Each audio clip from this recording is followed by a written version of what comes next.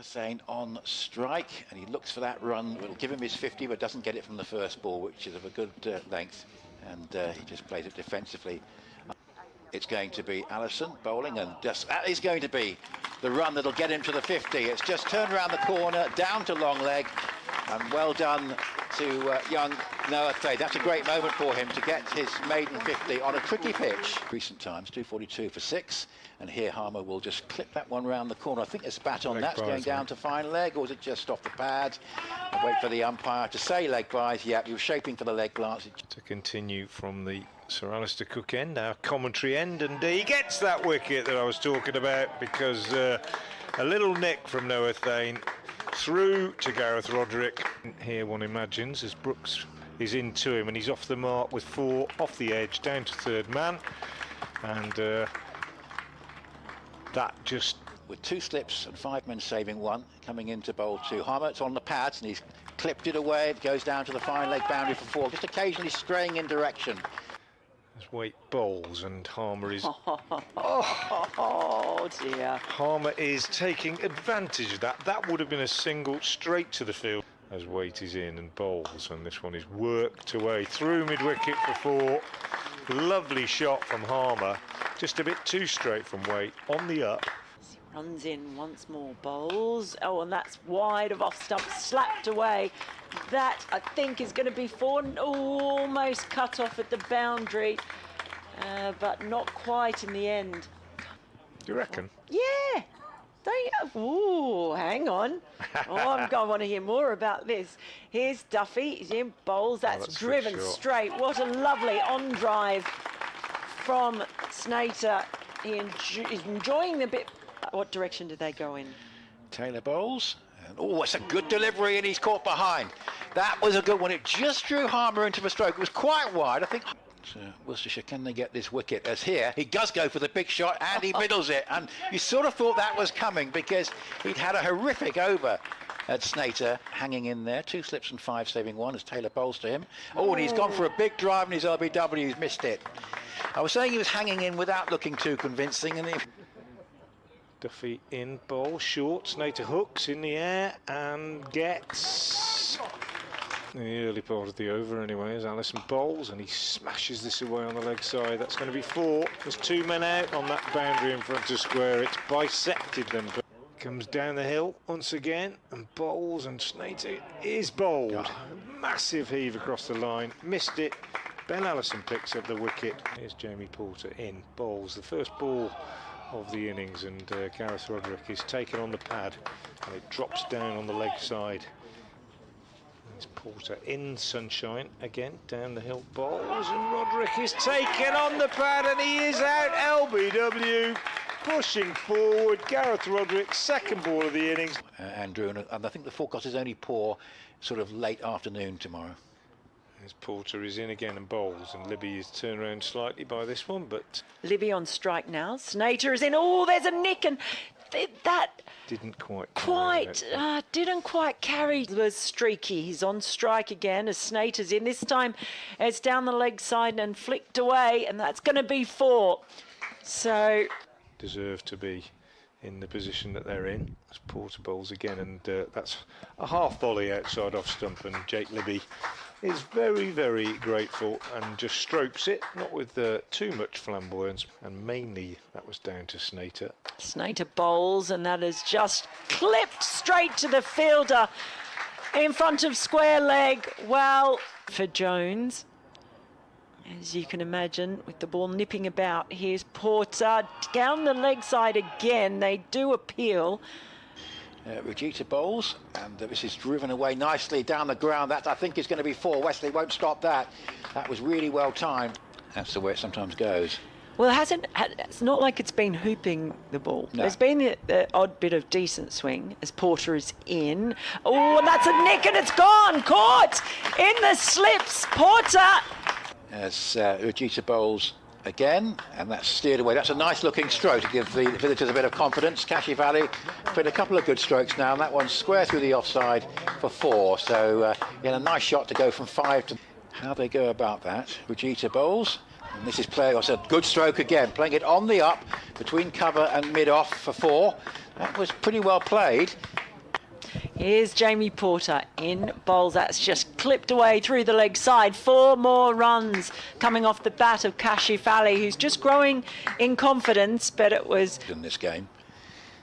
This is all a delivery that gets some bounce, and it's in the end played reasonably well. It's actually gone for 4 off the glove, I think. Potential dismissal. Snater under quite heavy cloud cover, bowls a fuller length delivery, which is well driven. It was slightly over pitched and driven away for 4 by Kashif Ali.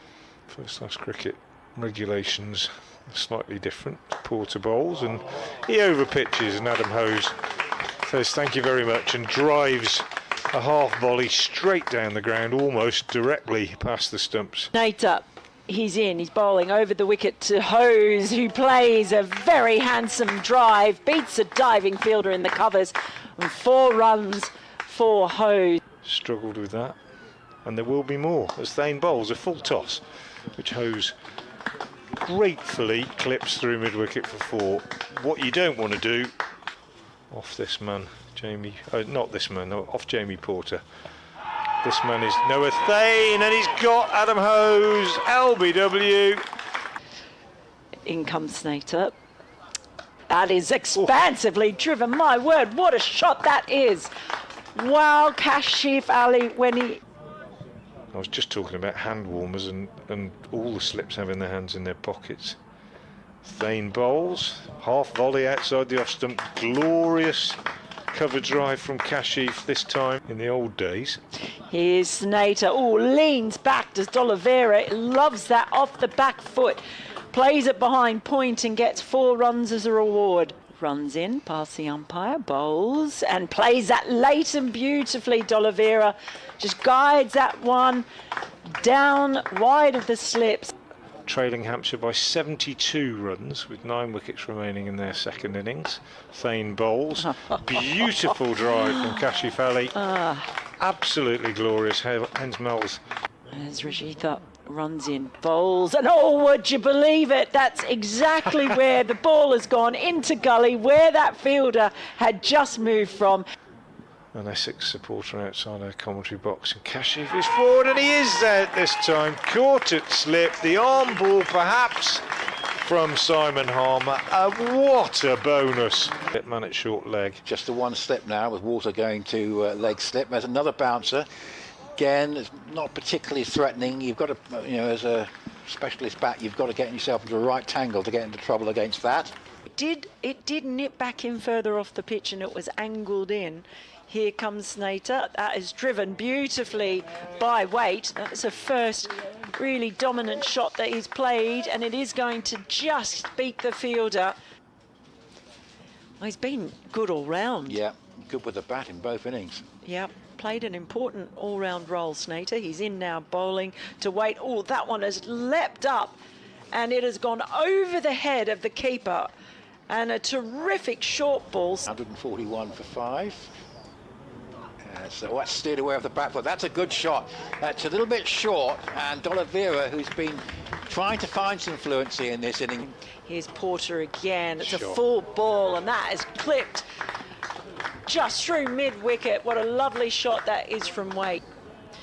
Here comes Porter in and bowls, and on 1 foot, well, D'Oliveira just plasterly pulls that ball. Theo's just left the club to pass his new after 4 years with our marketing department. Over to you, Theo.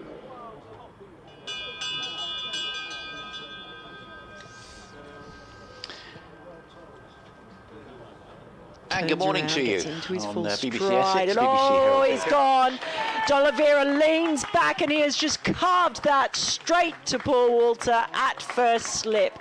What a grab that was. Here's Porter again in to bowl to the new man, Brooks, who is forward, and off the mark straight away with 4 down to third man. Pushing quite hard at that one. Up to the wicket now from the Graham Gucci, and that's hit uppishly but safe and goes through cover for 4. So that's, well, we haven't seen too many boundaries actually. Close of play also at Canterbury. Gloucestershire 112 for 2, 191 ahead of Kent. And that's driven away and gets through mid-on and goes for 4. Good crisp drive. I thought it was going to be stopped. Harmer over the wicket, bowls a little bit shorter, and Waite works it with the spin to that man.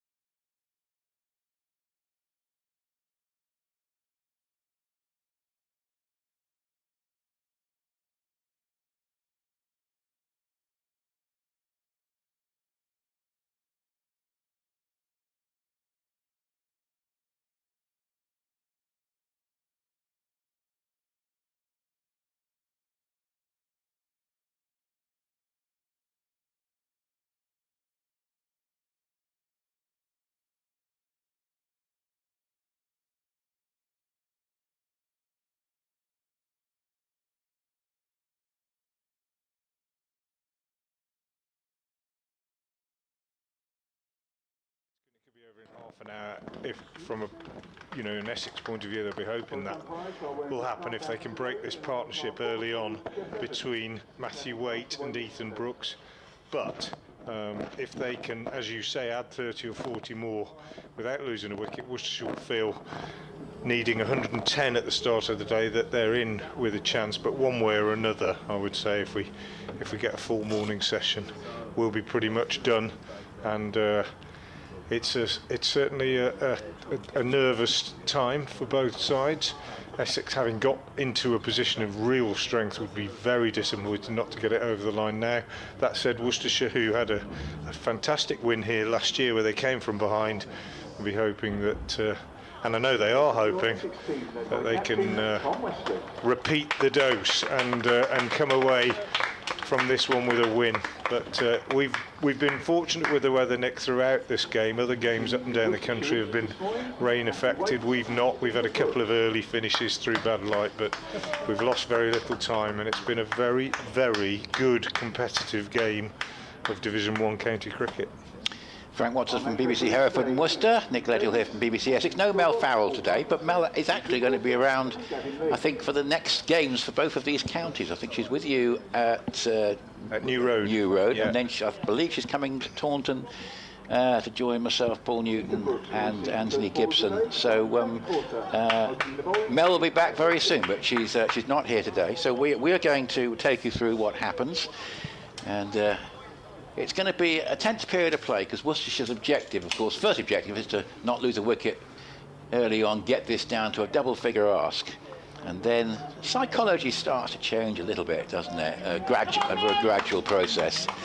So relatively high cloud, still I would say pretty decent bowling conditions, and a pretty decent bowler to come in and start the proceedings for the day. Jamie Porter 3 for 36 from 18 overs, and exactly to an over. It's going to bowl to Ethan Brooks and a delivery outside the off stump, which is left alone. So it's going to be interesting to see if Worcestershire can get themselves like a bridgehead this morning by not losing an early wicket, and just start to transfer the pressure ever so gradually onto Essex. The feeling, Frank, I think, is throughout the innings, and from the very moment they lost a wicket in the first over, they've always lost one wicket too many. Yeah, I think that's a good way of looking at it. But they're still in it.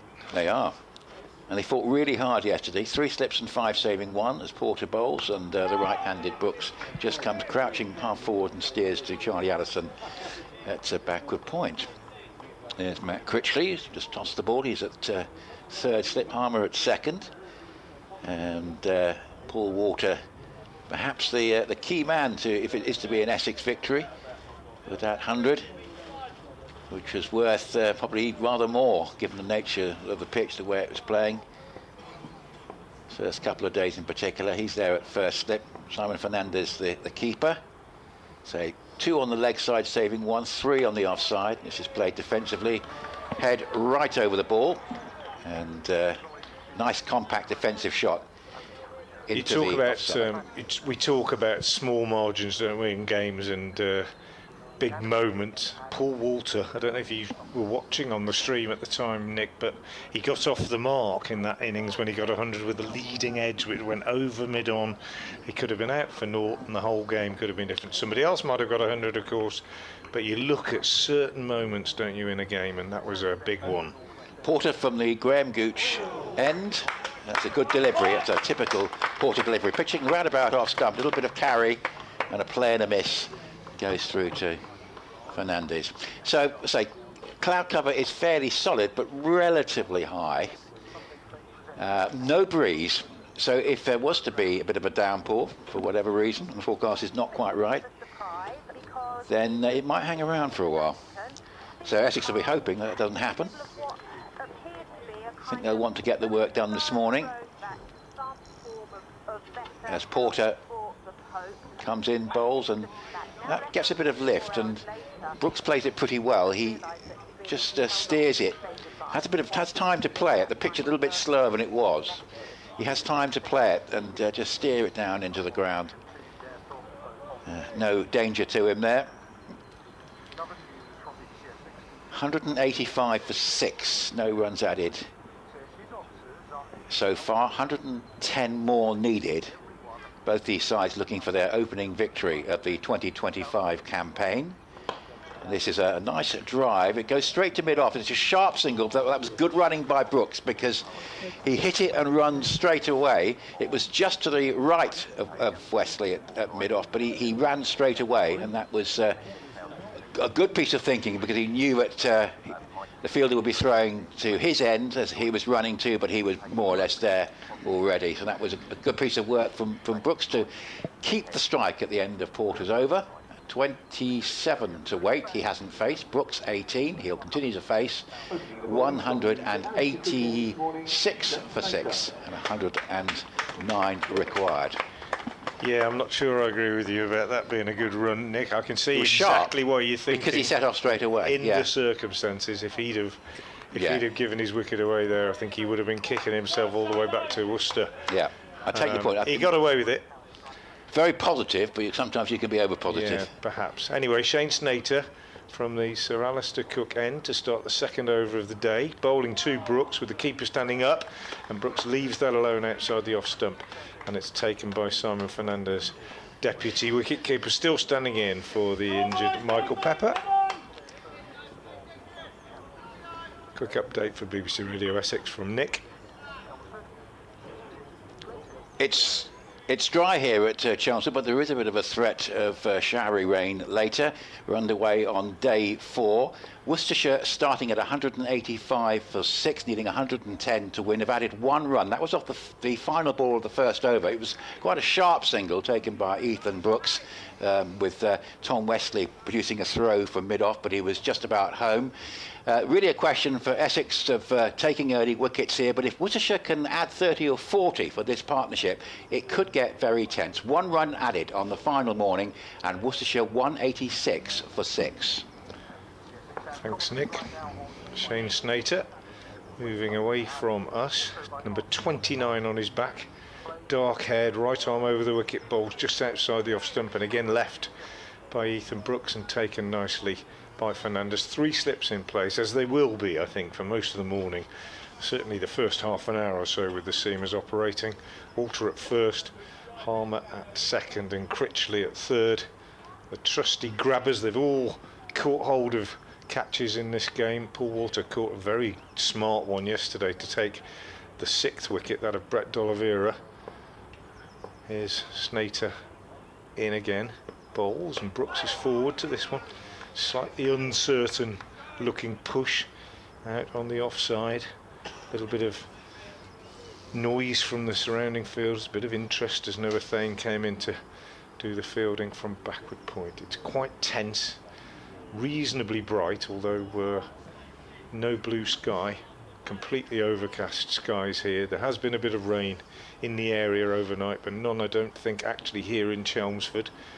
And the pitch still pretty green, pretty helpful, as it has been throughout the game. Snater in again, bowls. Brooks works this one on the onside to short mid-wicket, where it's fielded by Charlie Allison, I think. Just checking, just have a look as he turns now. No, it's not. So it's got a substitute out there, possibly. Can't see. Oh no, it is Charlie. It is number 56. Yeah, it is Charlie Allison. Yeah, just couldn't quite see his full profile. Here's Snater in again, bowls, and again is outside the off stump. Good leave from Brooks because it was close to the off stump, and Snater can't believe it. Stands with his hands on his hips and maybe has a little word with Ethan Brooks, but it was a good leave. He negotiated the over well. It was a maiden, and that leave and Snater's reaction to it, not doing anything to decrease the tension at the moment, Nick. It really is quite tense out there. I think both sides recognising the importance of this early period. And should we have a period of play where the two sides cancel each other out, so Worcestershire just bed in but Essex don't get wickets, the forecast for the afternoon could become quite significant. So the afternoon forecast is for it to become brighter, but also about a 40% risk of showers. Nothing too serious from that. Essex would like, I'm sure, to get this out of the way by lunchtime. Here's Porter with 3 slips waiting bowls, and that's a nice stroke by Waite. He comes half forward to it, just plays it up towards mid-on. His first ball of the morning, Matthew Yes, Waite. because of course we had Brooks taking that quick single off the last ball of Porter's previous over. So finally gets a chance to take strike. He's had a pretty good game with the bat, hasn't he, Matthew Waite? And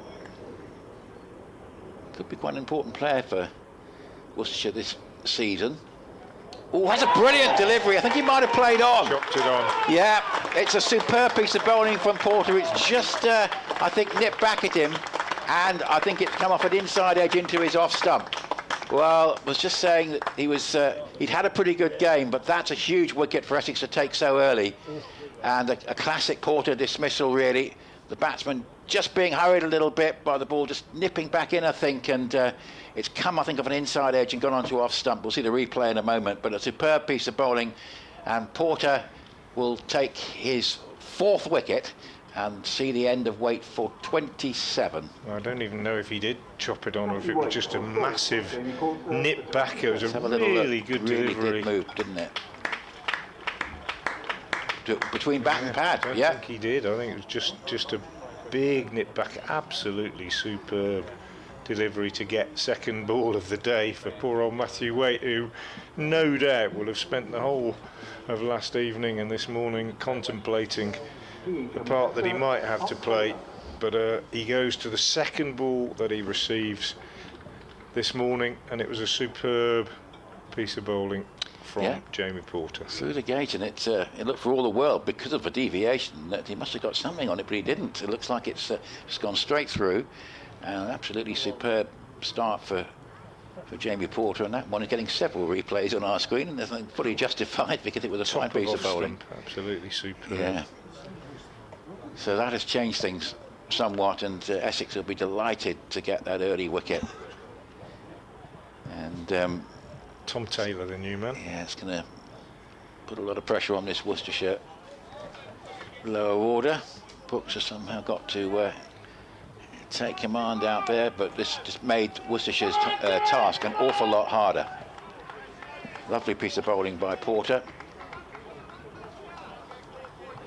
Quite extravagant movement, so much that we thought it must have been an edge, but it wasn't. It had moved so much it had gone through between bat and pad.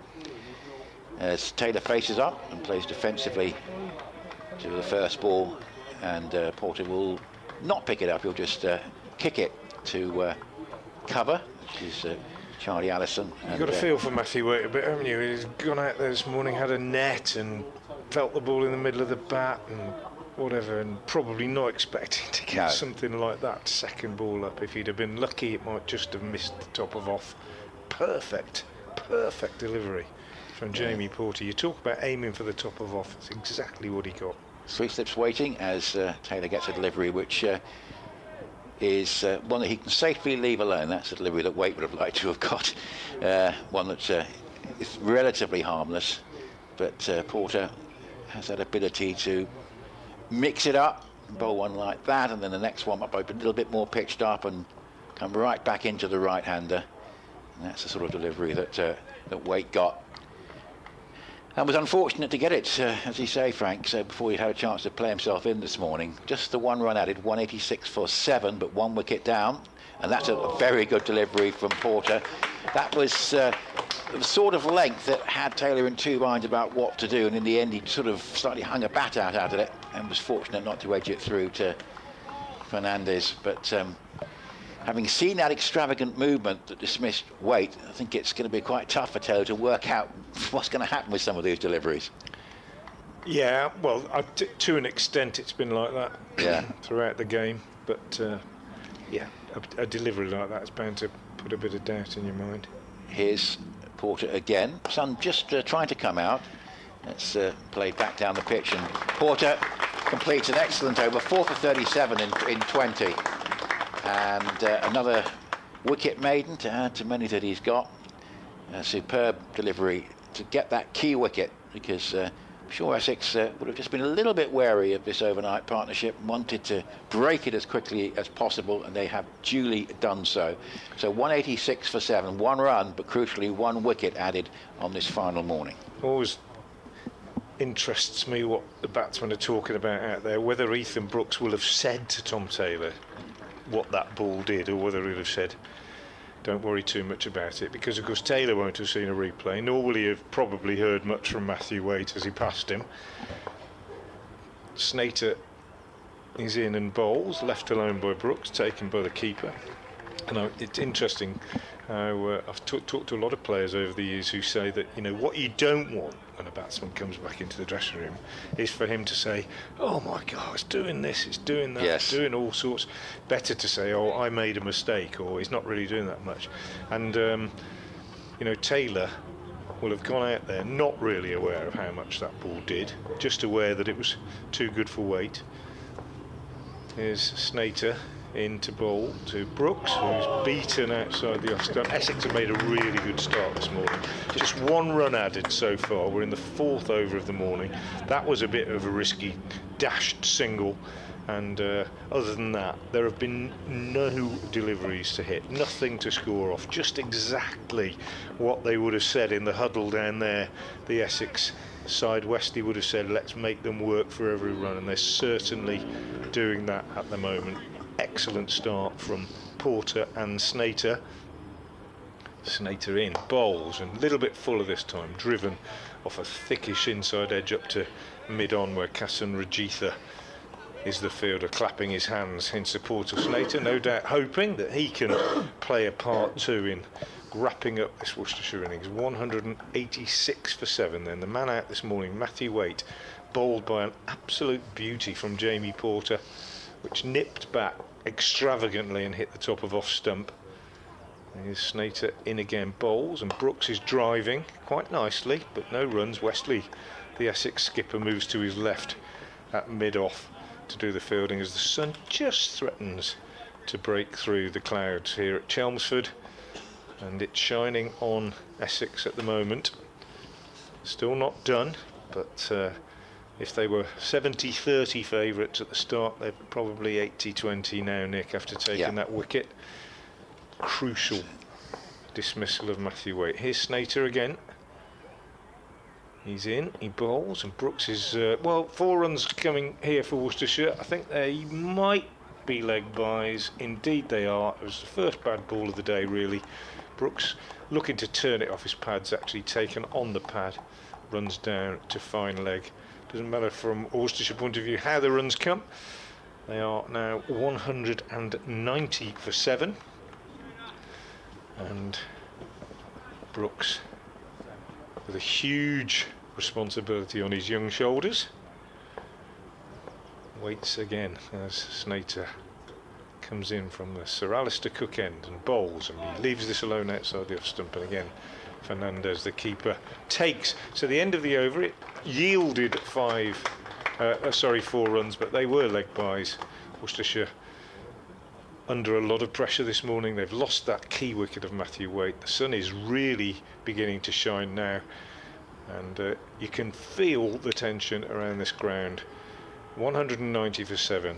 Jamie Porter already with 4 wickets for 37, with his tail up, coming down the hill from the Graham Gooch end, and I reckon he probably fancies it at the moment, Nick. Yes, he made another very good start to the season as Jamie Porter, and here he comes from the Graham Gooch end, running towards us. As we mentioned, the sun coming out, and that one pitches and leaves the right-handed Taylor. I'm just thinking the air temperature is slightly higher, plenty of cloud cover. There might even be sort of more conducive conditions to a bit of movement in the air as well here, so that could be an added complication. 190 for 7 with the 1 wicket down this morning. And again, tough batting conditions, cloud cover, sun sort of peeking through. Still feels like decent bowling conditions here at Chelmsford. 5 saving 1, 3 slips and a fine leg, and that's a delivery which, with judgment, Taylor decides he can leave alone, but he'll be wary. It's a bit of extra bounce there. There's no problem with that one going into the stumps. We'd be wary about that one that might just stay at stump level and cut back. It's sort of dismissal that dismissed weight, which was so highly effective and so impressive. Looking around the country this morning in Division 1, there is a bit of weather threatening today, but we do have a full house of games underway, which is good to see, apart from the game at Edgbaston. That's played up towards mid-on, and there is no run. That's the one exception. It's 5 games. I think it's the last round where we've actually got every side playing, Frank. We go into a little phase of sides having a rest. So a fullish house in the sense we have 4 of the 5. We've got play at Southampton, got here Chester Street and Hoe, but not to the frustration of Nottinghamshire at Edgbaston, where they haven't started yet. Match delayed there. As this is driven without timing, goes up towards Allison at cover. Yeah, from what I gather from a couple of people who I've had messages from in the West Midlands, heavy rain at Edgbaston, and pretty unlikely to be any play this morning, that's for sure. Forecast, I think, is for it to carry on most of the day. Notts will be frustrated. Very much so, because if they win that game, they'll go, almost certainly, they'll go quite well clear at the top of the division, given the way the other games are looking. So it's a big incentive for them to get out onto the field. So that's hit uppishly, but safe, and is parried at mid-on, and that allows a bonus run. If that had been fielded cleanly by Regita, they wouldn't have set off, but he parried that almost from wide mid-on towards mid-wicket, and that allowed a fairly comfortable single. Taylor is underway with that. Brooks has 18, and 191 for 7. Is it very much down to Brooks now, do you feel, Frank? Taylor, he's had a few outings without getting many runs this season. Brooks perhaps the key man, as here's Porter bowling, and that's outside the off stump and left alone and goes through to Fernandez. Yeah, I think that's fair.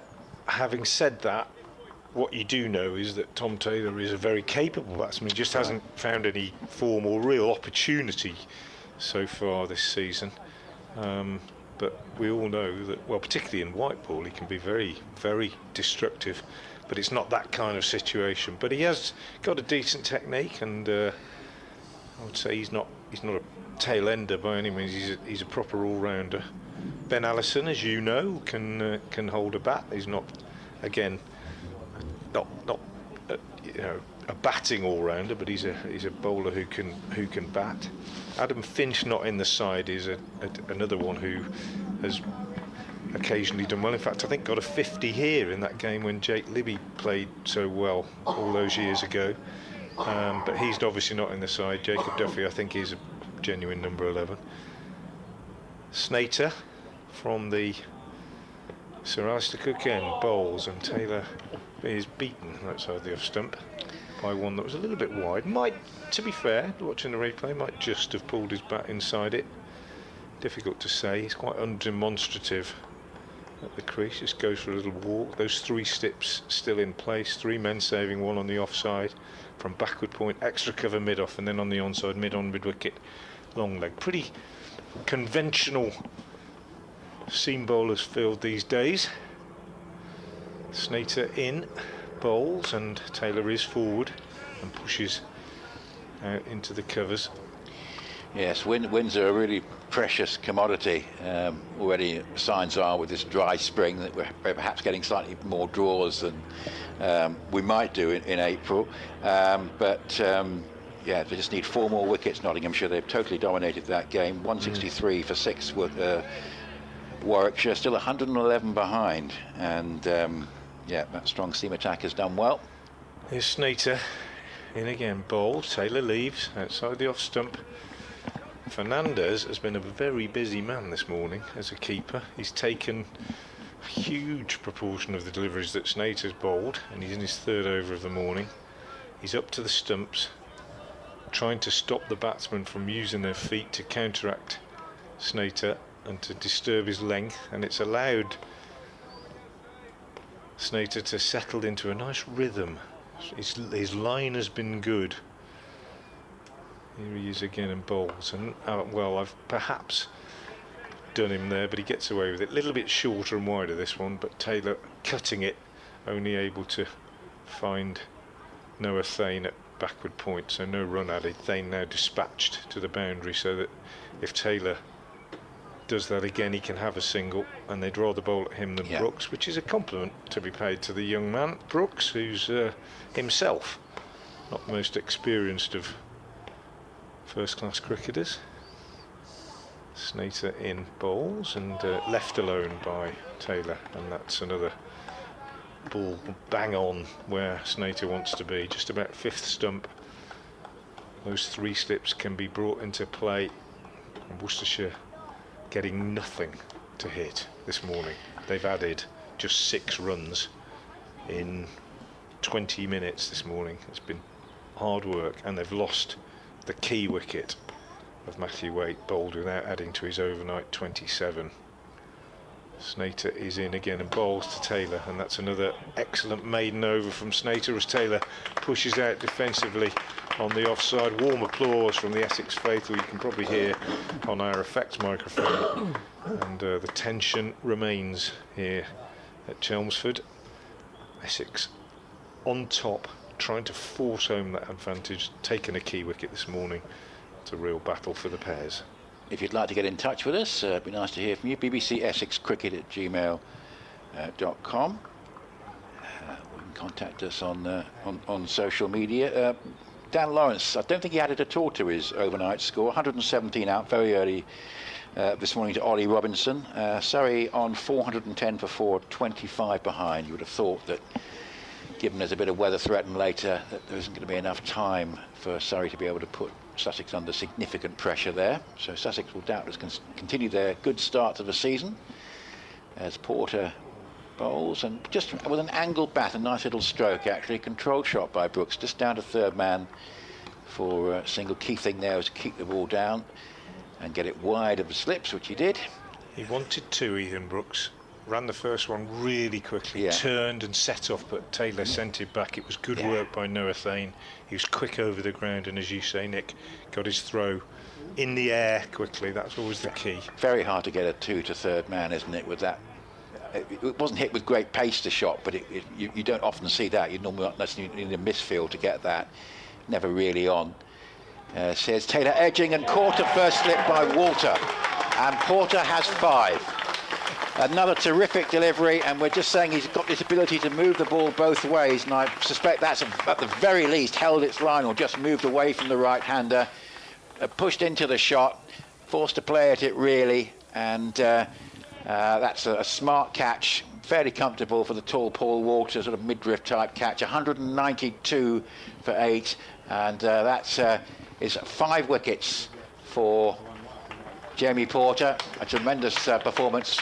5 for 39, really has been excellent in this innings, and the early end of Tom Taylor, and I suspect it's going to be too much now for Ethan Brooks to do, with just a couple of batters to join him. 192 for 8, 103 still needed, and 5 wickets for Jamie Porter.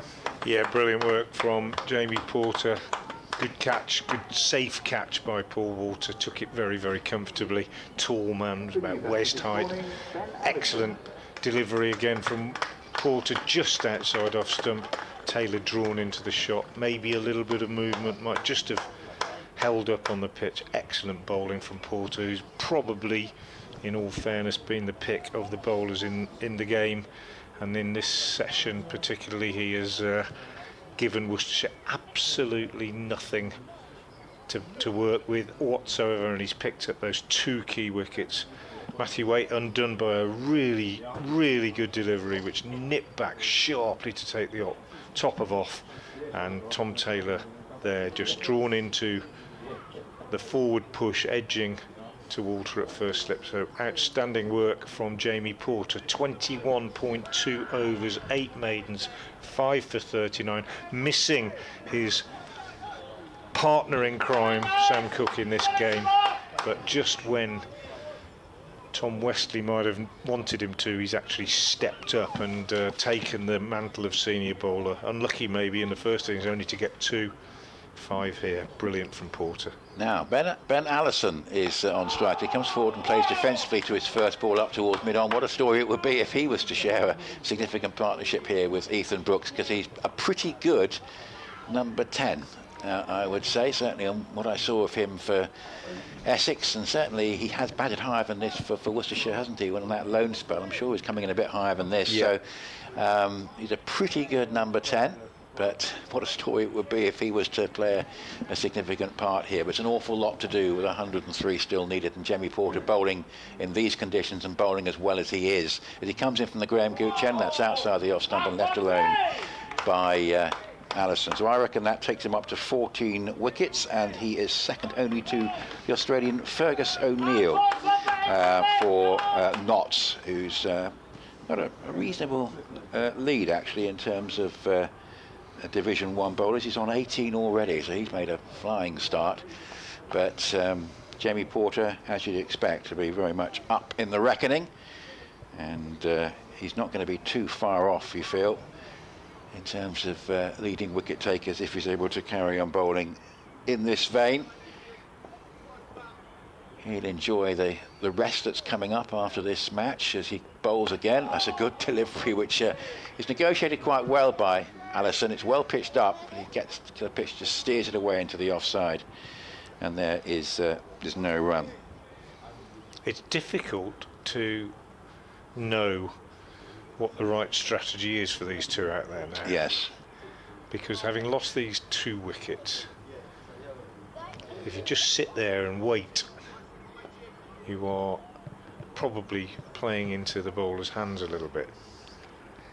Here is Porter again. Allison, it just wraps him on the pad. Again, that one cut back into the right-hander, but another excellent over from Porter. And it's 5 for 39 from 22 overs. And Jamie Porter really has been absolutely at his best this morning, giving nothing away and causing all sorts of problems. And yeah, I'll expand on what I mean by it. I'm sure you know what I mean, Nick, but if you just sit there and let them Yes. bowl at you and don't try and put any pressure on them, then it's just a matter of time. Having said that, if you go and do something daft, then people are going to say, well, you've thrown your wicket away. But I think Ethan Brooks has got a problem on his hands now. They're not at all bothered about letting him have one. We're going to see Snater concentrating with this off-stump line. If Brooks gets a thickish edge or just steers it down on the offside, then he's going to have a single on offer. Here is Snater bowling to him with 3 slips. He's forward and playing this one back up the pitch, which then exposes Ben Allison. And at the other end, Joe, I think Jamie Porter might be coming off. Regita loosening up now. Well, might give Porter one more, but he's given absolutely nothing away. And if you just sit there and let him bowl, it's only a matter of time, I reckon, before you nick one to the slips or you get one that does a bit too much. So it's a real conundrum for Ethan Brooks, in particular, as the sort of senior partner, as he drives this one nicely from Snater. He may have expected to get runs, but Snater manages to half stop it and deflect it to Westley at mid-off. So if you're just joining us on 5 Sports Extra or on the BBC website or Sport app, news from Chelmsford is that Worcestershire, who began the day hoping they could add 110 to their overnight 185 for 6 and bring about an unlikely victory, have lost 2 key wickets in the first half hour this morning. Snater bowls, Brooks drives on the offside. He'll get 2 this time because I think Thane's got quite a long way to come round from backward point. So Brooks takes 2, but runs have been very hard to come by, and the men out this morning both falling to Jamie Porter, who has the excellent figures of 5 for 39. Matthew Waite bowled for 27. Tom Taylor caught at first slip by Paul Walter for 1. 194 for 8. The total. Ethan Brooks has moved on to 21.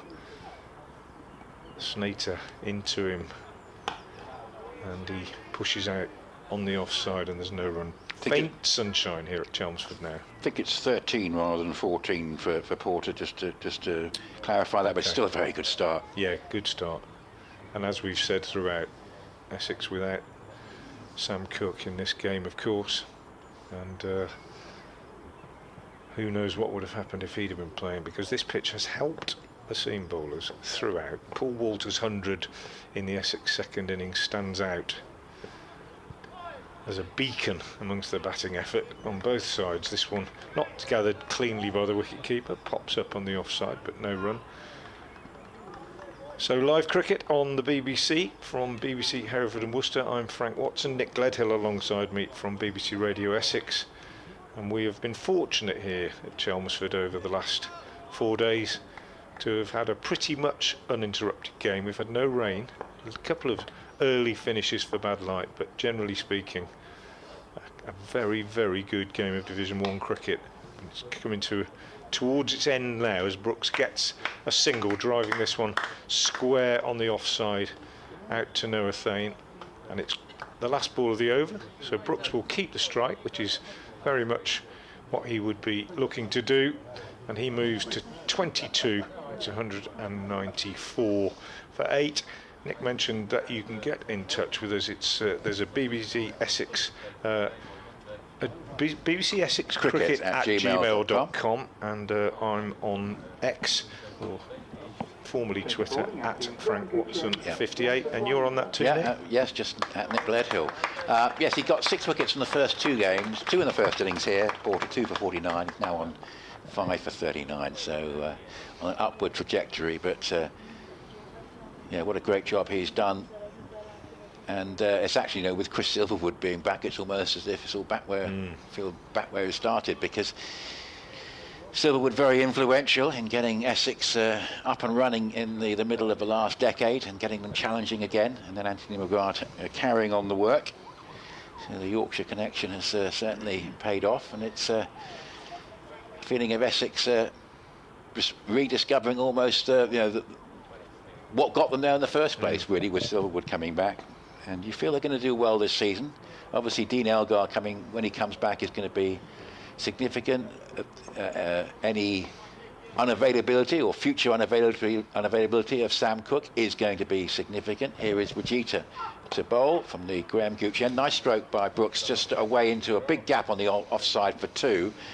And Thane runs round from third man towards deep backward point in front of the pavilion to ensure it's no more than that. But a bit of a loosener from the Sri Lankan, and probably hasn't bowled quite as well as he did in the first innings, but has got a chance here to wrap the innings and the game up. 197 for 8 means a further 98 are required. Brooks has done well, 24. 3 slips waiting. As Rajita from the Graham Gooch and bowls, and that one, oh, he almost plays that onto his stumps. He's just pushing forward at that. I think it's come off the boot and it's gone out towards Harmer at second slip, but he was certainly in a bit of discomfort. That was well pitched up, and he's always looked better, Rajita. Yes, he was close to playing that on and actually saved by his pad, because it could easily have gone into middle and leg that. Just a hint of a little bit of movement in the air. We were thinking there might be that this morning, with just the sun sort of trying to probe through. It's slightly warmer than it was this time yesterday, and I think Rajita is going to be better off pitching it up, and he's done pretty much that again there as Brooks just comes forward and plays up towards mid-off, and there is no run. You can sense a slight change in mindset, I think, with Ethan Brooks now facing Rajita, because Porter gave them absolutely nothing to hit. Yes. Snater has just focused on bowling 5th stump, and again been very tight. Rajita dangerous, but also offering the odd opportunity to score.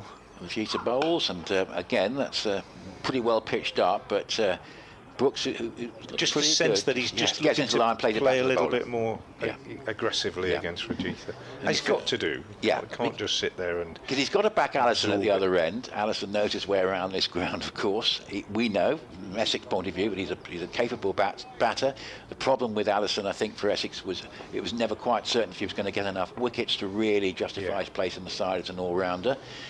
But 197 for 8. So it's almost another good delivery, and he's brought the batter forward there and playing a miss and gone through to Fernandez. That was of a length that really had the batter in two minds about what to do. And it moved. There is a bit of movement there for Rajita. That one moved away outside the off stump and fortunate not to edge it through. Looking for a single off this one, Brooks. Yeah. Again, that was pretty well pitched up, but it was just more of a threat because it gave the ball time to move and it looked much more dangerous than the previous deliveries. Rajita bowls, and that's outside the off stump and doesn't offer the chance of a shot for Brooks, who will therefore remain the non-strike at the start of the new over. Allison will have strike 197 for 8, 98 required. Early-ish wicket also at Southampton, where Tom Lammonby went pretty early on for 24. Somerset 116 for 2. Sean Dixon 58 not out. Tom Abels joined him. They're still 36 behind. If Hampshire could get a couple more wickets quickly, then they might feel that they've got a chance on a pitch which has flattened out a little bit to force their second victory of the season. Somerset, of course, looking to get off the mark, but the only potential winner there can be Hampshire, but we'll see how that one proceeds. Interesting bowling change here at Chelmsford. Simon Harmer being introduced at the Sir Alistair Cook end. 5 overs, 4 maidens, 1 for 2 so far for Harmer. He only bowled 2 overs in the first innings. It's not been the sort of pitch on which spinners have been required, but I think it's a neat bit of captaincy by Tom Westley to bring Harmer on at this point. He bowled pretty slowly, did get some turn and significantly on this pitch, which is very, very hard. He got quite a bit of bounce, and he will throw the ball up in the air and try and tempt the batsman. Had a good contest with Ethan Brooks last year here, particularly. Brooks likes to reverse sweep and sweep conventionally. He, however, is the non-striker, and it's Ben Allison with a slip and a short leg in as Harmer bowls to him and he's forward. His brother actually under the helmet at short leg. I wonder, there might just be a little quiet word. Come on, bro, hit him for 6. Come on, you can do it. What are you doing? What are you blocking it for? I don't know if he's like that, but little brother at short leg, big brother batting, and Simon Harmer bowls and he's beaten outside the off stump. Didn't turn that one, just drifted it on with the arm, played inside it. It's very tense. Slip and a short leg, backward point, extra cover mid off. Long on in case he does decide to chance his arm. Mid wicket and short fine. In fact, he pushes this up towards mid on, thinks about a single, but then realises that Snater, who is pretty quick over the ground, is moving to his left at mid wicket, and they can't get through for a single. Here's Harmer again. He's in. He bowls again pretty slowly. Lovely loop. Such a pleasing off spinner to watch, Simon Harmer. This one just dropped down in front of the batsman on the onside, and there's no run, so 2 balls left in the over. Worcestershire have lost 2 wickets this morning. Here's Harmer again, bowls, and on the back foot this time. Allison standing tall, just plays it off the pitch, might turned in just a little bit, steers it out on the offside. So Harmer about to complete his 6th over. If this is a dot, it'll be his 5th maiden. 1 for 2 in 3 spells. He's in, he bowls, and there we go. It is a maiden as Allison blocks it out on the offside. 197 for 8, and Simon Harmer with those extraordinarily economical figures, but failing to take a wicket in that over. The man who has taken both the wickets that have fallen today, Jamie Porter, who has 5 for 39, but has given way at the Graham Gooch end to Rajitha. Well, we always like to avoid sporting cliches, but Ken Newbury on our emails isn't helping us. He said, it would seem that the fat lady is clearing her throat, but as we all know, it's a funny old game, so don't count your chickens. Thank you very much. Yeah. One of my favourites, a goal to either side would be against the run of players. Yeah. One of my favourite sporting ones. 197 for 8, and Rajitha bowls, and that's driven by Brooks up towards mid-on, and there's no run. So Yeah, it's surely Essex's game now. You just had the feeling this morning if Worcestershire could bed in with that pair, that we were just talking about adding 30 or 40 runs without losing a wicket, and it would have been a different story. But you sort of felt all along that Walter's innings was going to make the difference, and it's virtually the difference in the sides at the moment. Absolutely. Played brilliantly. Here's Rajitha bowling again. That one's well pitched up, and Brooks plays it pretty well along the ground up towards mid-off. And as we pointed out yesterday, it's not without significance that on a pitch that has seen the ball bounce and leave the batsman, particularly the right-handers, right arm over the wicket bowlers, no left arm seamers in this game apart from Walter, who hasn't bowled. Balls bounced and left the right-hander, slips have been in play all the time. Walter, the only left-hander on either side, is the man who's got 100. Rajitha bowls, and that's driven. Good looking shot, using his feet and hitting it down the ground between the bowler and mid-on for 4. Nice shot that from Brooks. It's looked impressive, and he just turned that into a half volley really. Use of the feet and a lovely crisp drive. Got to the pitch of it, and that was splendidly hit away down the ground to the side screen at the Graham Gooch end for first real shot in anger, I think, of the morning. Worcestershire 200 is up. It's 201 for 8 and need 94. Yeah, they've had nothing to work with, have they really? Rajitha bowls, and steered down just with an open face down towards third man.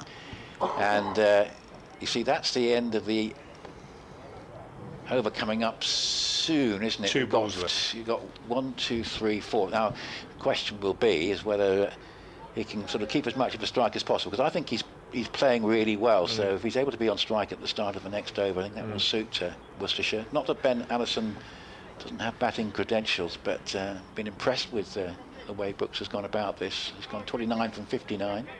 Allison has faced 10 balls without scoring so far. 202 for 8. His brother will have to tell him to get a move on in a moment. As Rajitha bowls, that's a good delivery. That's one of the better ones he's bowled this morning. He got a bit of bounce, and Allison almost played that a bit like a tail ender, really, swishing his bat at it. Yeah, do you know, if you look at it closely, I'm just watching the replay again now. He didn't even play at it. He went so far. He started to play it, then he thought, well, I'm just not even going to get anywhere near it. It wasn't quite as close to him as I thought at first view, because it was. He wanted to play at it, but it just was too far away, wasn't it? He looked a bit unsure of what to do, but in the end, he made the right decision, as you're saying there, Frank. 202 for 8, 93 to get. As Rajitha bowls him. He's pitched it up, you see, and he looks so much better a bowler when he does that. And that was a cracking delivery. He's got onto the board for the first time in this innings, and that will delight Essex supporters in the context of the 4 remaining championship games that he's going to play. If he can produce deliveries like that, that was pretty much out of the Wakar Yunus Sanshu Crusher mould, because that was well pitched up, Yorker length, very much so, and Allison was just completely perplexed by it and was playing around it, and the ball had crashed into his on stump, but it was the classic Yorker and a terrific piece of bowling, and it's 202 for 9. Yeah, well, pretty comprehensive, no argument about that one. Very well bowled, and Rajitha's celebrations just show you what that meant to him. Absolutely thrilled. Perfect way for a fast bowler to make his introduction. Yeah, I mean, the last day when wickets are required. He's had a good game, really. When you think it's his debut in international cricket. 4 in English cricket, I beg your pardon. 4 for 52 in the first innings. That's his first wicket in his second innings, but he's picked up 5 on debut. It's the last ball of the over. He had 2 balls at the final batsman. At the tail end. 2 balls at the number 10. At the end of the over, and with the second of them, he's cleaned him up. So well done to Rajitha, and Worcestershire now on the brink. 202 for 9. Ethan Brooks to face Simon Harmer. The field will spread. Brooks has now basically got to try and milk the bowling, keep the strike, face as many deliveries as possible, which is not easy, and the end is nigh, I fear, for the pairs, as Jacob Duffy is the new batsman. I've been saying throughout the game, rather a cliche as well, but I've been saying if you ask me, this is a 200 pitch. anything over 200 was going to be a tough chase, and it's just proved to be about right as Brooks plays his favourite reverse sweep, but he isn't going to get any runs for it. Plays it well, goes all the way out to the man at deep backward point, but in fact he isn't going to get a run. So Worcestershire's first innings, they made 202. They're 202 for 9 here, and it's that 100 from Paul Walter, 104 in an innings of 317. That is the difference. Brooks goes big against Harmer, and he's gone and hit it right into the top tier of the stand away to our right. So a great strike from Ethan Brooks. A bit of defiance. Harmer had gone round the wicket, looped the ball up. Brooks took on the challenge and struck him over long on for 6. So excellent from Ethan Brooks. Total goes to 208 for 9. Brooks goes to 35, but you can't help feeling that this is all going to be somewhat in vain. Harmer again round the wicket. This one quicker, flatter. Brooks sweeps, taken on the pad. Big shout for LBW, but of course round the wicket, fired in, pitched outside the leg stump, and Brooks was absolutely safe in playing that shot. Harmer then throwing one up, hit for 6, fires the next one in. What will he do with this one? Brooks just checks his guard with umpire Mark Neal before he Rob White, the umpire. And there's Harmer again. This one he does float up a little bit. Brooks drives it. Flat batted sort of drive, straight to extra cover. No run, 4 gone in the over. I reckon, Frank, Essex will be top if they win this game and both neither Notts or Hampshire win. Obviously Sussex aren't going to win and Yorkshire aren't going to win. They go to 47 points, Notts can only get to 46 with a draw. Harmer's gone back over the wicket, bowls to Brooks. Full toss, which Brooks just reverse paddles round the corner, down to third man. And he won't keep a strike. There's 1 ball left in the over, which Jacob Duffy will have to face. Brooks played pretty well this morning, but sadly has seen 3 wickets fall at the other end. He's gone on to 36. Bright sunshine now as Harmer bowls. 1 ball left in the over. Duffy on strike, and he is pushing forward to this bit of bat pad, and it goes round the corner on the leg side. It would have been caught had they had a backward short leg. As it is, he survives. End of the over. So Worcestershire have lost Waite 27, Taylor 1, and Ben Allison for 0. And Essex on the brink, and as Nick Gledhill says, liable to go, possibly going to the top of Division 1 if and when they wrap up this victory over Worcestershire. 209 for 9. Should say though, of course, that Notts, if they do start in that game at Edgbaston, do only need 4 wickets, so they would be favourites if they actually get onto the field. But if they draw that game, they'll have 46. Essex will have 47. Hampshire with a draw will have 40, Sussex will have 44, so it will be very tightly packed, but it could be that Essex not playing in the next round of games could possibly find themselves at the top of the table at the end of this round of matches. Rajita bowls, and here a scooping shot from Brooks, and he's executed it pretty well, and it's gone over fine leg for 6. So he's digging out his repertoire here. He has looked very good in this innings, and that's encouraging from Worcestershire's point of view. 42. And playing the scoop. And playing it really well. It's an outstanding execution.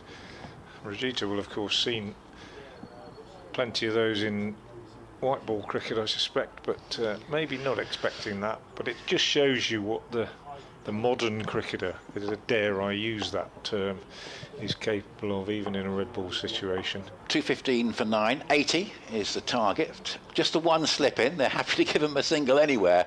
As this one he plays away out towards deep square leg, and it's going to go away for another 6. I thought he hadn't hit that quite as hard, but in fact he timed it so well that he's taken on a deep square leg and a fine leg on the boundary, and he's cleared them effortlessly. And 2 tremendous shots from Brooks at the start of this over. 6-6, he's gone to 48.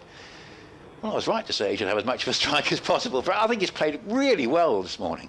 Yeah, he wouldn't have played like this, I guess, if he'd still got Waite or Taylor with him. Well, 36 off this over would certainly make it a lot easier for Worcestershire. Here's Vegeta bowling, and he bowls a bouncer which is a wide, and to make sure he's not going to be hit for 6 again, what he does is bowl a bouncer that's a wide outside the off stump, which is fairly safe in terms of making sure that doesn't happen. Anthony Mercer on our emails: how do you feel Vegeta has settled at Essex and Ben Allison at Worcester? Will Essex need to consider a loan signing as a wicketkeeper due to Pepper's injury? It's amazing, Anthony, what goes around comes around. I think when they were at Taunton last year, which is their next match, they had to have an emergency signing as a keeper. It could be they're in the same boat again in a couple of weeks' time. 222 for 9. This is pulled away. It's out towards deep square leg. It'll bounce a couple of times before it gets there, and there's just no run because he's declined the single. So obviously saying that Mr. Duffy is not going to be in the way of the firing line with the bowlers. He's going to take it all on himself. Slip's gone now. We've got every fielder on the boundary, which is a nod to Ethan Brooks's capabilities. 2 balls left in the over. Will he take a single? I think he probably will. Back Duffy. You've got to back Duffy to face one delivery, I would imagine, although if Vegeta were to get that Yorker out again, I wouldn't fancy Duffy's chances. Here's Vegeta bowls. That's pulled away by Brooks, but he won't take the singles that goes to deep mid-wicket. Just a couple of updates elsewhere. Yorkshire have had a good morning so far. Johnny Bairstow and George Hill together.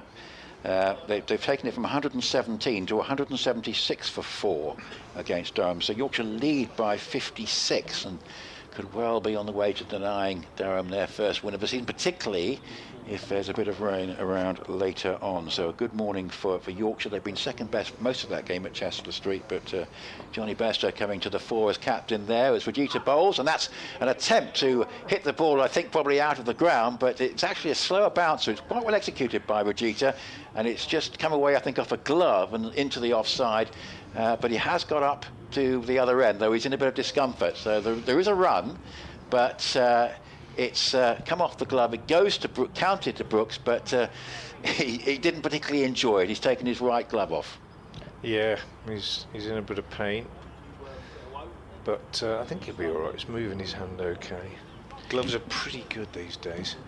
1 ball left then. Can he get that Yorker out again? That's what he'll be trying to do. Tom Wesley just had a word with him. 3 slips back in. Duffy on strike. 223 for 9. 3 slips waiting, a mid-on, a mid-off, and a cover. And that's a good attempt at Yorker. He's trying that Yorker again. It was a good attempt. He clearly thought, I've got my number 11 there, I'll try it again. He wasn't far off there, Vegeta. And yes, to go back to that question, Vegeta has looked very good pitching the ball up.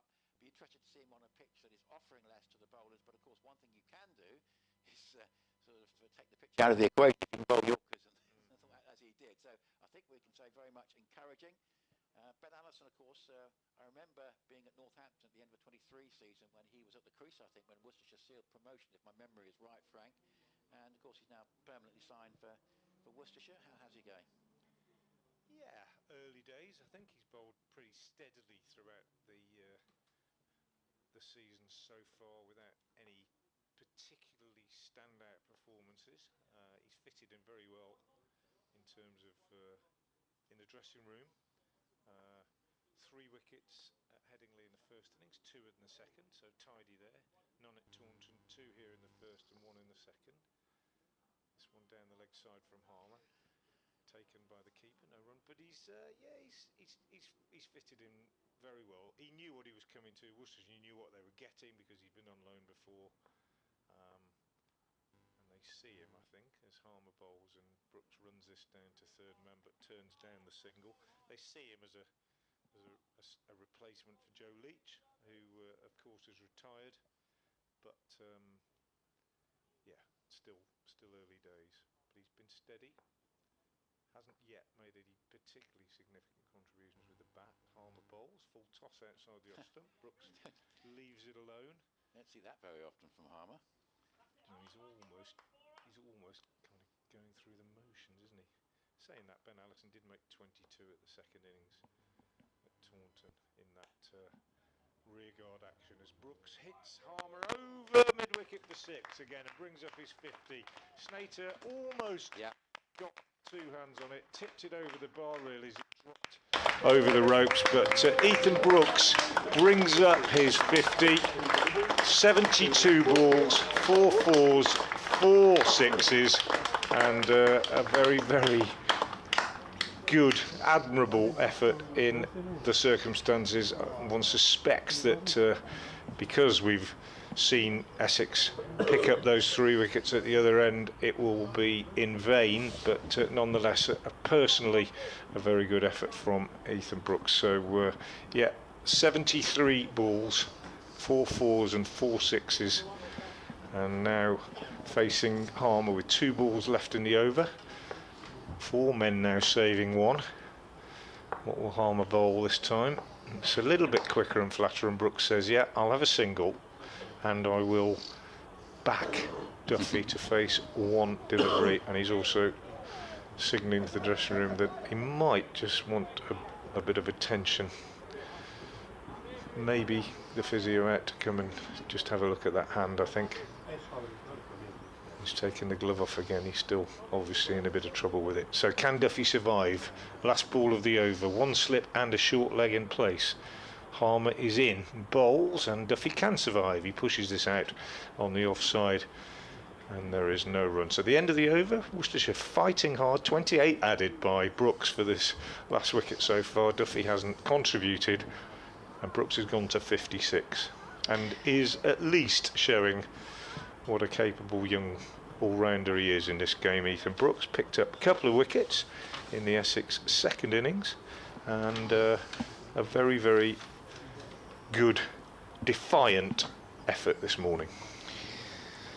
And Jayden Seales has got 2 pretty quick wickets down at Hove. He's removed Ben Folkes for 60 and Ryan Patel for 24. So that game really is looking like a cast iron draw. In fact, scores are level as I speak at the moment, with Surrey on 435 for 6. So I don't think there's any great possibilities of a result in that one. But yeah, Sussex, Jayden Seales could play a pretty important part because their batting has looked solid, and if he can contribute with the ball, that's going to be very good for them. And this is hit by Brooks. It's one that's got a bit of extra bounce, but he's got it away really well between deep square leg and fine leg for 4. Again, very good execution, and this splendid innings continues. He has rattled along to 60 from 75. We'll keep an eye on that figure of 65 to win, Frank. 234 for 9. Sun just peeking out again. Ujitha coming in from the Graham Gooch end, bowls, backing away. That's outside the off stump. It's pitched up. He was looking just to play the glide down to 3rd man. He probably actually would have turned down the single even if he'd executed that, unless he'd bisected the 2 boundary fielders. In the end, too wide to really be of any use for him. But what a good innings this has been. And Worcestershire, it sort of underlines the way that Worcestershire have fought in this game from the start, which I think after that very heavy defeat at Headingley, I think bodes well.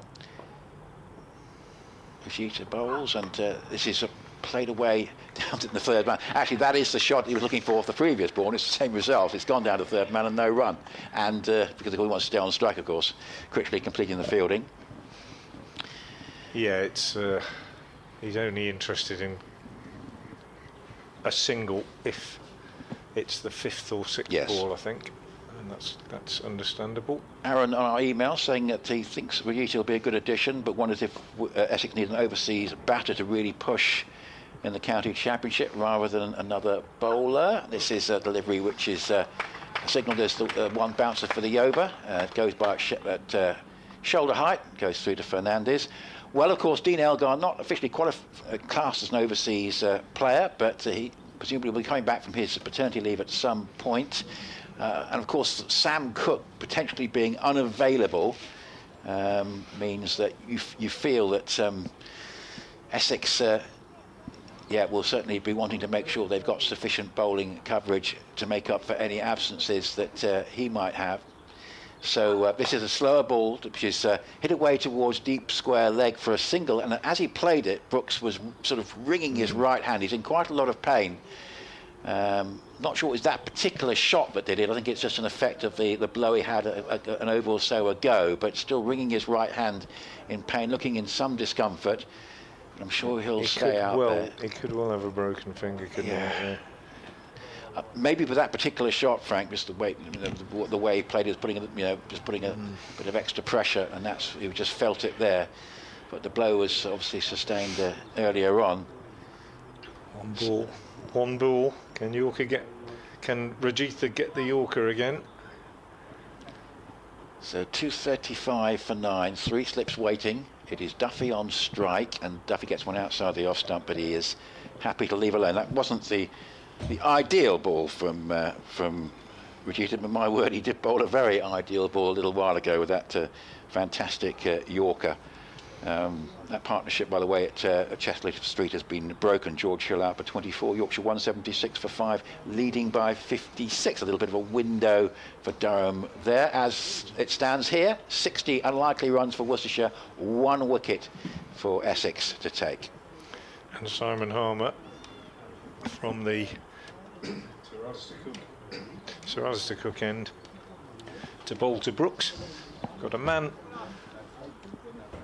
on 1 at short fine leg, everybody else is on the boundary. So Harmer bowls and Brooks is forward to a good delivery, just pushing it down on the onside. Harmer not offering him a chance to hit that one. Might throw this one up in the air. Brooks in trouble with that right hand, clearly shaking it almost all the time, apart from when he's actually facing the bowling. Harmer is in term and he goes back and cuts off the back foot, and that is a good shot, but might have been tempted to take 2 there because Fielder had to come round quite a long way, but decided against it. Another part of the equation, Aaron, on your email is Jordan Cox's availability. You would think Jamie Smith is still slightly higher up in the pecking order for England. Harmer bowls quicker, flatter, and Brooks just pushes out on the offside this time. But we'll wait and see, because if Cox would have been missing, then again that would have quite a bit of an impact in the Essex thinking. But 3 balls left in the over.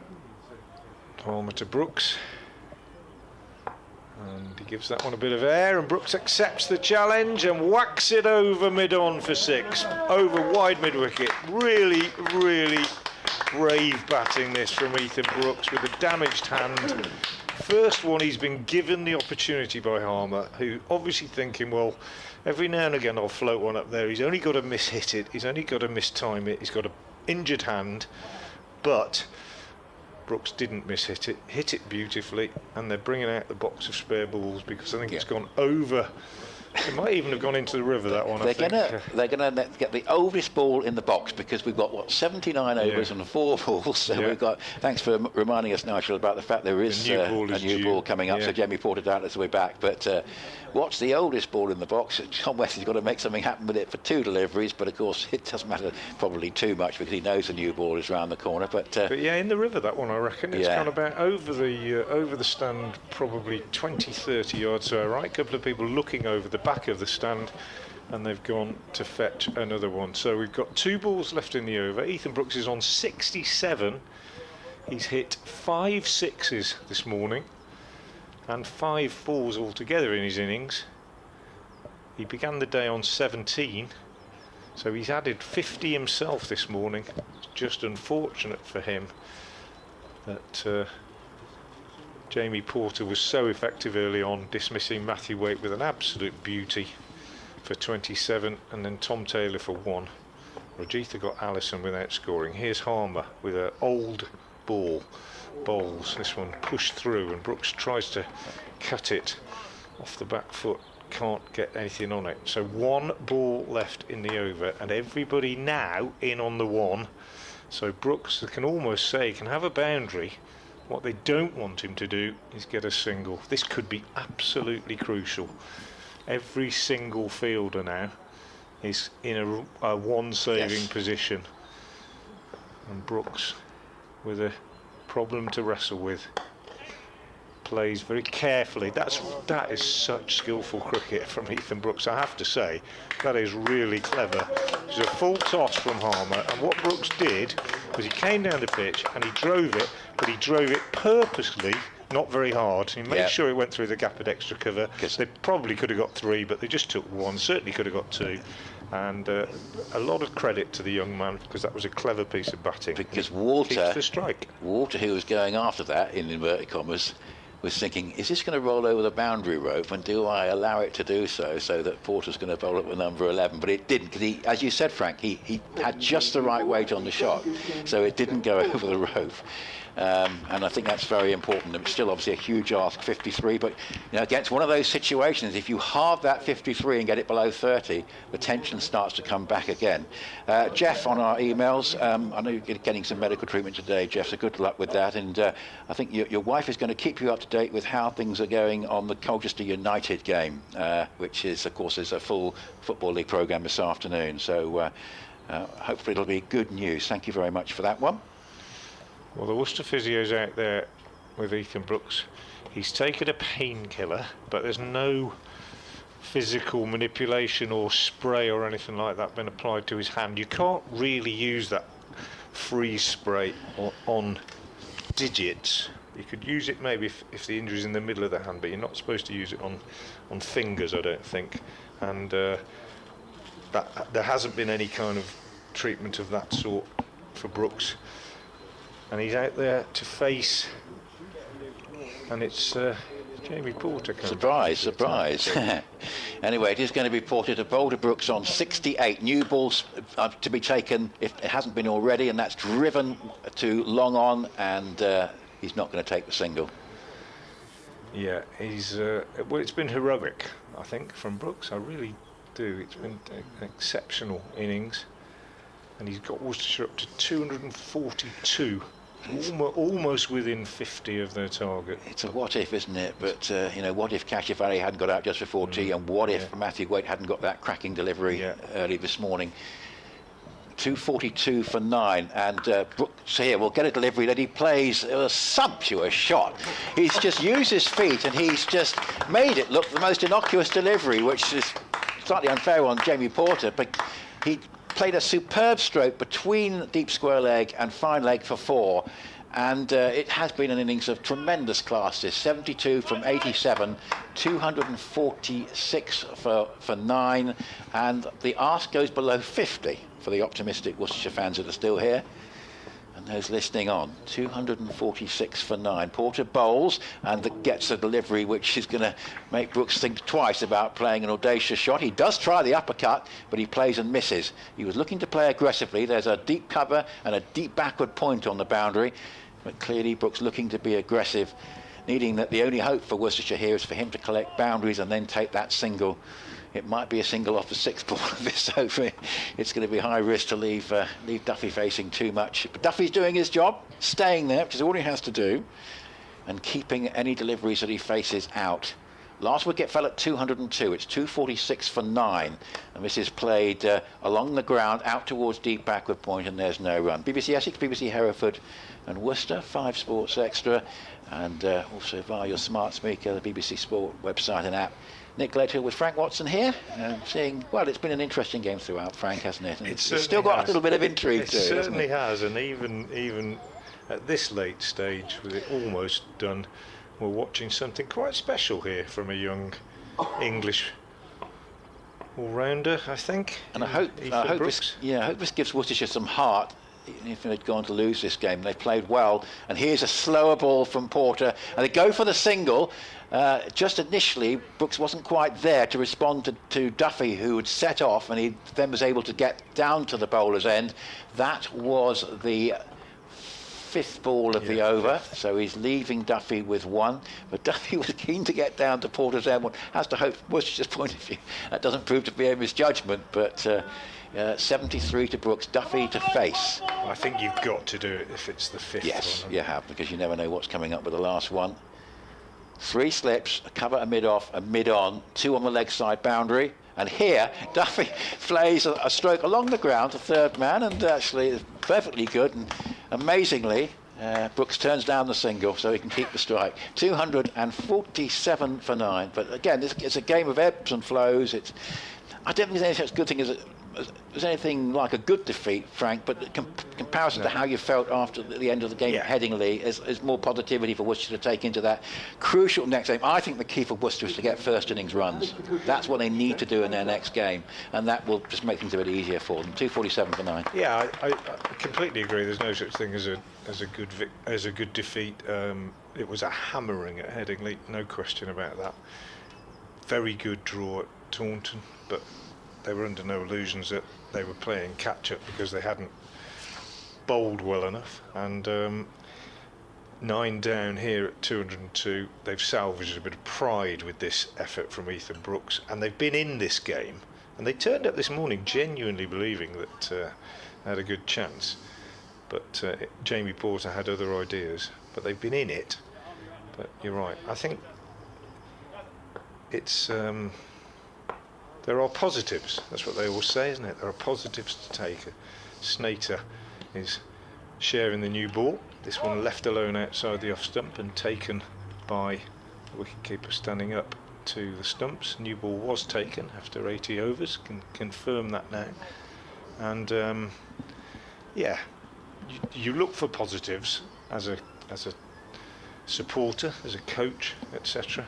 But there's still no arguing that Worcestershire have not got a win, or won't have got a win from their first 3 games, barring an absolute miracle from Brooks.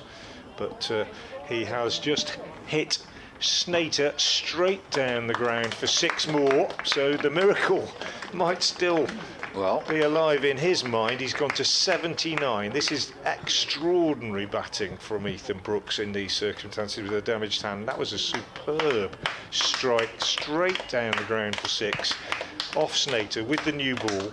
And I think there's probably 1 or 2 people around the country watching this, listening to this, maybe even people here in the ground who are just waking up to the fact that this young man might be one of the most exciting young prospects that Worcestershire have had for quite a while. Quite good in the white ball game last year, also forced his way into the red ball side, made 100 at Hampshire last year. Snater in again, bowls, and this one's gone down the leg side, and that's 4 more runs, buys this time. So 10 off the over for Worcestershire, and suddenly they're looking at that target now as the score 38 goes up. 38 more needed. It now becomes well, not realistic, but certainly much more of a prospect than it was when these two came together. Extraordinary stuff. Every fielder on the boundary. 257 for 9. And Snater comes in and bowls, and Brooks goes for a big hit on the leg side and misses it, and it's taken by the keeper, and Snater holds his head in his hands, can't believe that he hasn't bowled him there. But brilliant cricket from Ethan Brooks. Snater will be starting to think of those 5th and 6th balls of the over, so that Essex can bowl, and particularly Porter can bowl at Duffy. And these last sure 2 deliveries.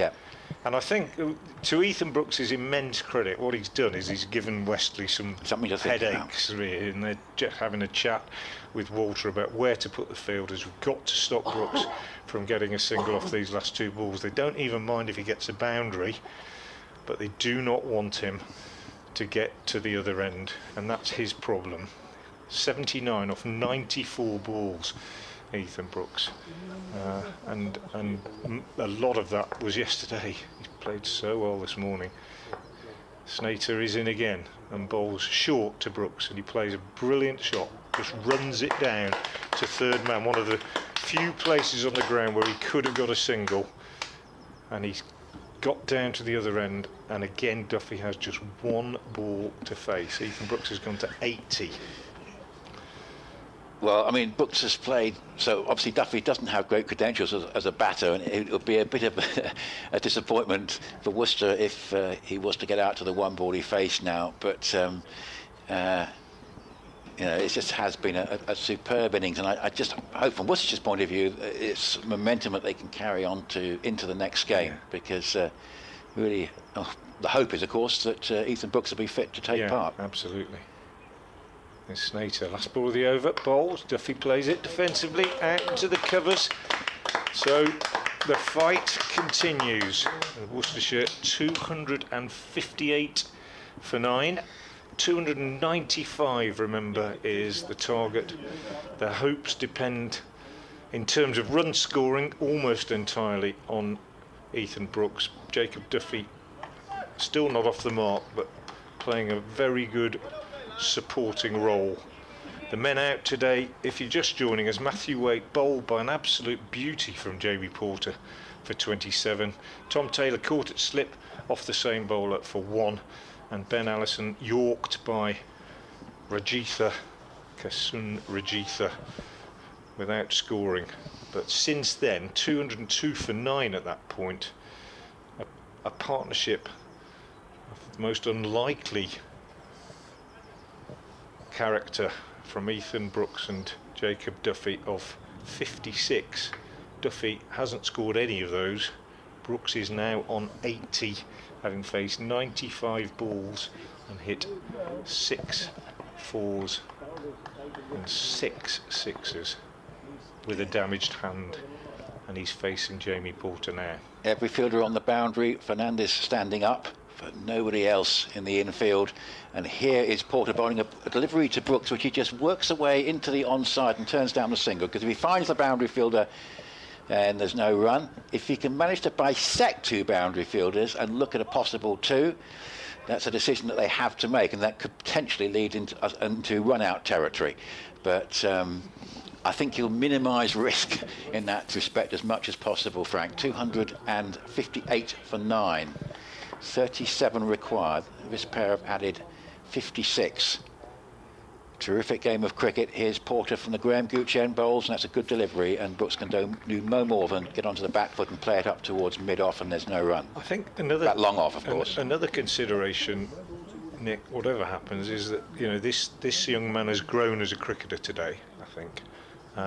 He's never played an innings quite like this before. He's got a first-class 100 for Worcestershire. He got runs here last year, but he's never, perhaps, dominated proceedings quite as much as he has here, and it's bound to do a lot for his confidence. Porter third over with a new ball, 258 for 9, 1 wicket for Essex, 37 for Worcestershire. He bowls, and that's a splendid looking drive. Now, this is one that does bisect with 2 boundary fielders, and they're going for the 2. We were talking about a run out possibility, and Fernandez whips off the bails, but he's just in. Well, it's exactly what we were flagging up might happen, Frank, wasn't it? But the decision that has to be made, it was bisecting long off and deep extra cover. I thought it was quite a bold call, but to his immense credit, he's just got back and beaten a good throw. Fernandez whipped off the bails, but Brooks is home. Well, he didn't whip off the bails, he uprooted 2 stumps. Yes, well, actually. he literally whipped them off, yes. But you're right, Brooks was home. There's a lot of action going on there. It was almost as though when he hit it, it was such a good shot, he thought he had to run. Must be 2, really. must be 2, yeah. But that might be a route for Essex to get this breakthrough. Now Porter bowls again. That one nips back into the right-handed Brooks, who actually falls onto his back. So he's been taken in the mid-drift in a painful area. And now he's been in a bit of pain throughout in this innings, of course, with the right hand. And now I think it's been rather exacerbated. So there's probably he's going to need an ice bath when he finishes this knock. He's taken off his helmet. Physio. And it's been a valiant effort. But that was an in-swinger from... basically an off-cutter from Porter that has wrapped him quite nastily, and he's taking a few breathers. He's down on his haunches. He's taking his helmet off. He's going to get a physio out. But what a brave effort this has been. What a stoic effort. 82 from 99 balls, and 4 balls gone and missed over, so he's starting to think about the single, but at the moment that's probably not at the forefront of his mind. It's just recovering. He's going to be okay. He's just recovering and being able to get back onto his feet. Yeah, it's all happening for him out there, but it's been a tremendous effort from him. They've taken him a drink. You need time when that happens to you. I've had it happen to me a couple of times, and you can have a drink of water and everything else, but what you need is just a bit of time really to compose yourself and wait for the pain to subside. I was just thinking, Jamie Porter, you know, turned up this morning, got his 2 early wickets, thinks, well, okay, the new ball's coming. He wasn't expecting to be running in bowling with every fielder on the boundary. It's changed the way he's bowling. Yes. In a way. He's not bowling for nicks or anything like that. It's quite extraordinary. Mike makes the point on the emails that Essex giving away these runs to Brooks, though he's still actually finding the boundary impressively. The implication is they're saying we can't get you out. It's frustrating when a number 11 comes in, spread the field, and yeah, you're talking about the fact that obviously Essex would like to bowl at Duffy. I think, obviously, if this carries on much longer, Wesley might have to change and take a gamble and set a more conventional field for Brooks. But I think he's felt that the victory margin is so far away that he could carry out these tactics. But he might have to reanalyse if they add another 15, for example. 35 to get, 2 balls left of this over, just on 12:20. On this exciting final morning as Porter bowls, and this is hit on the bounce to Thane at backward point. That was the 5th ball of the over, ... Now Porter will be thinking about his next delivery with a view to making sure that, well, the ideal result will be a dot ball, because even a 4 at this stage, if Duffy were to scramble a single at the start of the next over, that would take the arse down to 30. But the one thing, as Essex with a fly slip and fielders, 5 fielders, 6 fielders in fact, looking to save the one, he comes in to bowl the last ball of the over, and it's played straight to mid-wicket. There's no run there. He tosses his bat up into the air, and frustration, but Jamie Porter did his job there. He just, with the aid of the 6 fielders round the bat, just made sure there was no escape route there for Duffy. He bowled a pretty decent full-length delivery, and he could only play it to mid-wicket. It means that Duffy has to take the strike at the start of the new over, and 260 for 9, so a chat between the two batters with 35 required, and these two having so far added 58 for the last wicket. Yeah, well, Duffy facing Snater, is he good enough to get a bat on it and run it down to 3rd man for a single? Maybe that will be the hope. 3 slips in place. It suddenly looks like it has done for most of the game again, field-wise. As Snater comes in and bowls to Duffy, and he works this one solidly away on the onside to mid-wicket, where Thane is the fielder and there's no run. It just you look at their neck, and we've got 3 slips, backward point, extra cover, and you think, yeah, this is what it should look like. But of course, if Duffy does get a single, they'll be spreading out to all parts again. 260 for 9, 35 more needed as Snater is in and bowls, and Duffy lets that go outside the off stump. Tremendous tension here. Well, we didn't really think there would be. It's not the first time this season that we've been witnessing a sort of late order Worcestershire batting looking to, well, in that case, save a game. In this case, of course, trying to win it, because saving the game isn't really an option. But it's been a great effort, this, by Worcestershire, and particularly by Brooks. Snater in again, bowls, and Duffy plays and misses at this one outside the off stump. That was very good from Snater. He's bowled pretty well throughout this innings. 26th over, 1 for 69. Porter, the standout bowler, 5 for 46. 1 wicket for Rajitha, 1 for Thane, 1 for Harmer, whose figures have been dented a bit after he bowled 5 maidens in his first 6 by Brooks's assault this morning. Snater in again, bowls, and Duffy gets a thick inside edge.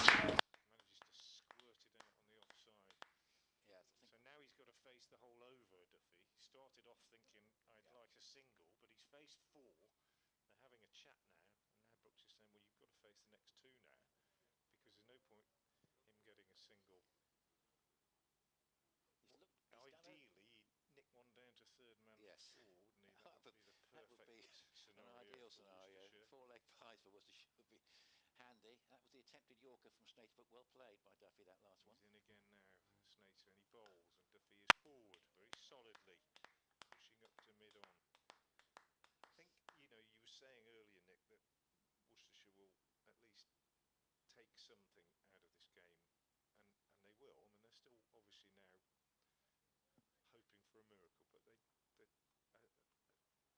performance like this does just strengthen team spirit, I think, and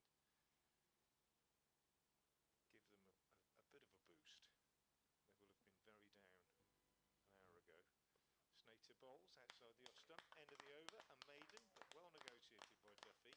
And Worcestershire still alive. 260 for 9. Ethan Brooks, 82 not out off 101 deliveries. And he's hit 6 sixes and 6 fours. I don't know how many balls he'd faced coming into the game this morning. How many he had faced in his yes, I think I might be able to find out. But it's been pretty amazing today, I think. Yeah, he'd faced 23 balls overnight for his 17. So today he's gone from 17 to 82, and he's done that faster than a runner ball. And when you think how many runs he's turned down as well, that's Absolutely. Isn't it? Porter, with everyone on the boundary, bowls to him, and he plays a nice stroke off the back foot, but it's going to be far too close to the deep backward point fielder Noah Thane to even think of a 2, which is the option if he does manage to bisect the field. And that one far too close to Thane.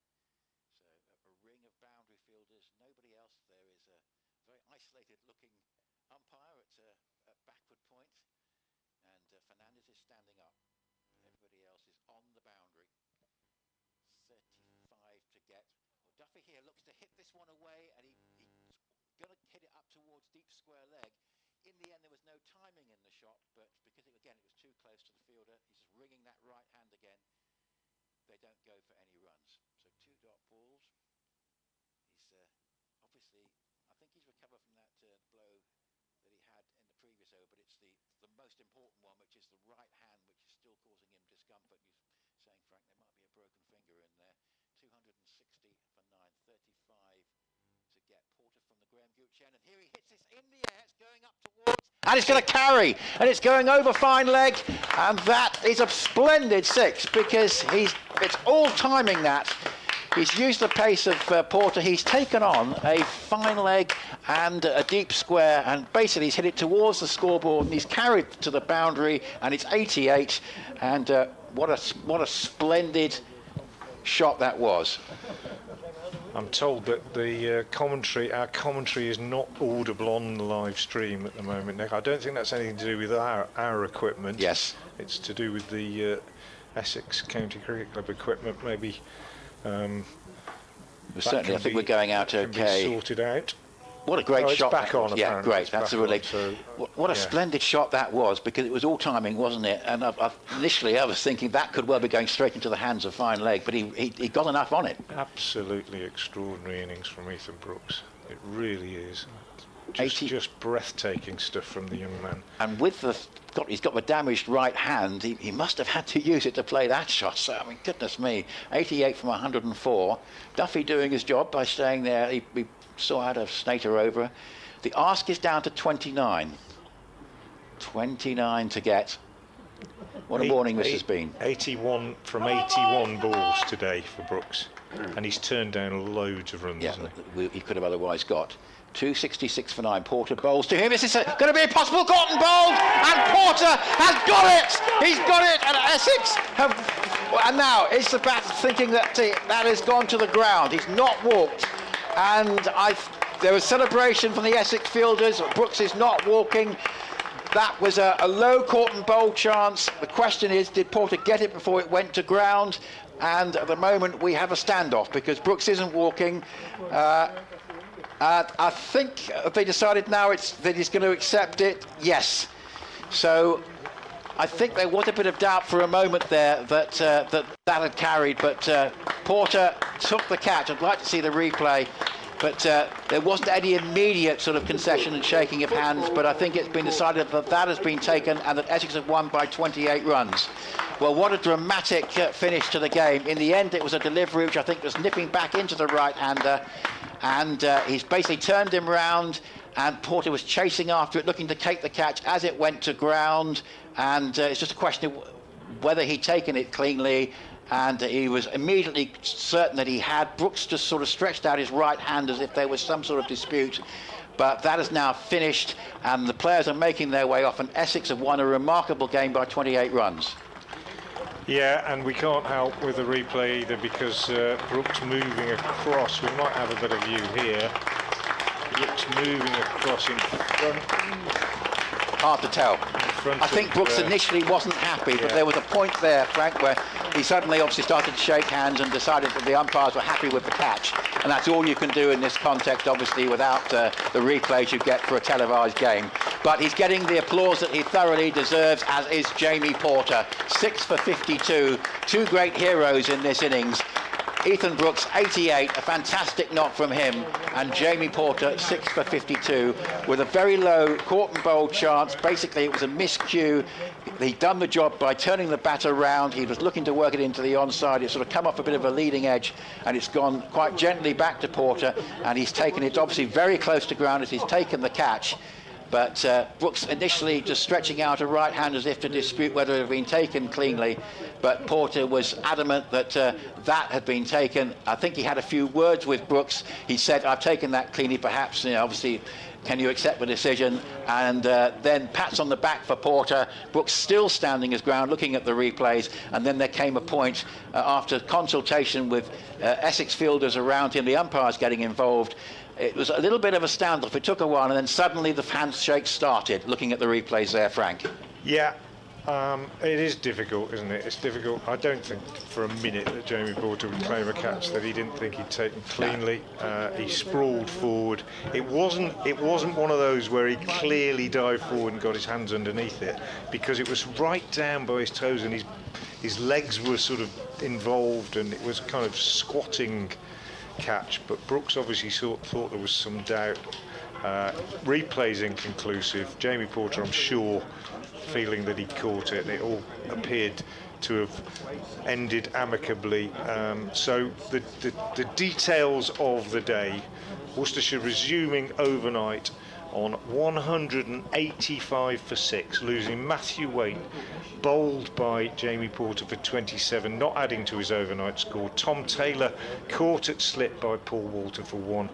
And Worcestershire in deep trouble at that point. Even worse, 202 for 9 when Ben Allison was yorked by Regitha, only for Ethan Brooks to mount a almost single-handed recovery, backed up, it must be said, by Jacob Duffy, who, though he didn't score runs, held out occasionally off the last ball or the last two balls of the over quite firmly, while Brooks at the other end set about the bowling. A quite extraordinary innings from Ethan Brooks. Hit on the hand, clearly in discomfort, hit in the box at one stage as well, but eventually falling despite his bravery. Hit 7 sixes this morning, 6 fours as well in his 88, eventually out for 88 off 105 balls. A magnificent attempt to save the game, to single-handedly win the game for Worcestershire, but he fell short in the end, and Essex the winners by 28 runs. Brilliant game of cricket. Paul Walter probably playing the most significant innings of the game, but a magnificent effort by Ethan Brooks this morning, and 28 runs, still a reasonably significant margin, but it was a very, very good effort by Brooks this morning. And Worcestershire, though beaten, showed a lot of pride and a lot of togetherness in that second innings, despite losing wickets at key times. Cracking game of cricket. It was, and Essex win by 28 runs. They go to 47 points by my maths, and they will be top if Notts can't get on the field and win that game, and Hampshire can't beat Somerset. I think we can assume Sussex Surrey is looking like a draw. Well, it's been a very good day for Essex in the end, but my word, they were pushed all the way by a brilliant innings from Ethan Brooks. But what a performance from Jamie Porter there with 6 for 52, and what a great job he did this morning, that critical early wicket of Waite, and then finishing it off with that low caught and bowled chance that he took. In the end, umpires happy with it, and Ethan Brooks accepted it, and he had to go. But what a brilliant morning session we have had. So that's it from from Chelmsford. Frank is back, seeing some pictures of it now on a replay. It was very close to the ground, but I'm sure Jamie Porter would not have claimed that if he'd not taken it cleanly. Frank, you're at New Road for Essex against for Worcestershire against Durham. Coming up next week. Essex do not play, but they play at Taunton. Friday week, I believe it is. I shall be there with Mel and also with Paul Newton, Anthony Gibson. So hopefully you'll join us for either of those two games. Thank you very much for being with us on this exciting morning here at Chelmsford, and enjoy the rest of Easter Monday.